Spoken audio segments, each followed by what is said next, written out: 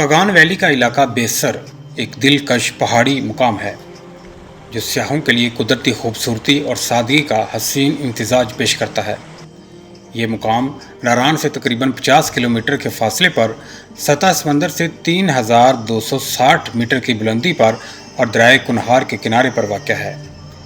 बेसर को दूधी पतसर झील तक जाने का नुक्ता आगाज़ भी समझा जाता है, जो एक मशहूर सियाहती मुकाम है। बेसर की सरसब्ज वादियों में हरियाली, बर्फपोश पहाड़ और साफ सुथरी झीलों का मंजर दिल को तस्कीन देता है। यहाँ की फ़िज़ा में ठंडक और ताजगी का एहसास होता है, जो गर्मियों में सयाहों को अपनी तरफ मुतवज्जे करता है। दोस्तों, इन्फो बाय इमरान चैनल में आपका वेलकम और मेरा नाम है मोहम्मद इमरान।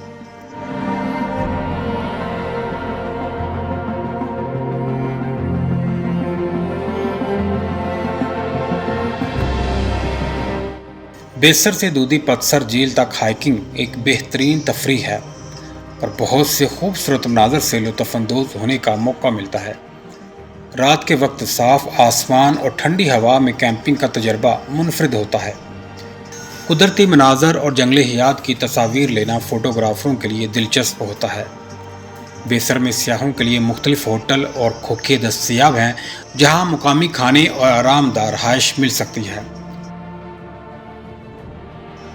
बेसर तक पहुंचने के लिए N15 रोड पर सफ़र करना पड़ता है, जो एक खूबसूरत पहाड़ी रास्ता है और रास्ते में कुदरती मनाज़र का लुत्फ़ भी उठाया जा सकता है।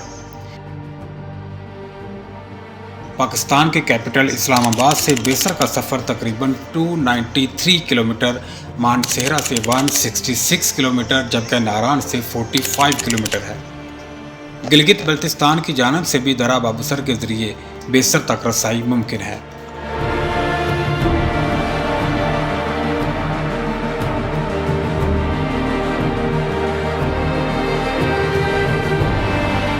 बेसर को बेसल भी कहा जाता है क्योंकि इंटरनेट पर इसका नाम बेसल लिखा है, जबकि मुकामी होटल मालकान व दुकानदारान ने बेसर लिखा है, इसलिए इसे बेसल या बेसर भी कहा जाता है।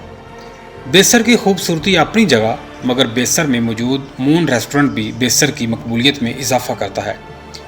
दरा बाबूसर घूमने के बाद जब हम बेसर पहुँचे तो अंधेरा छा चुका था और हमें बेसर रुकने का मौका मिल गया और हमने बेसर में क़याम किया।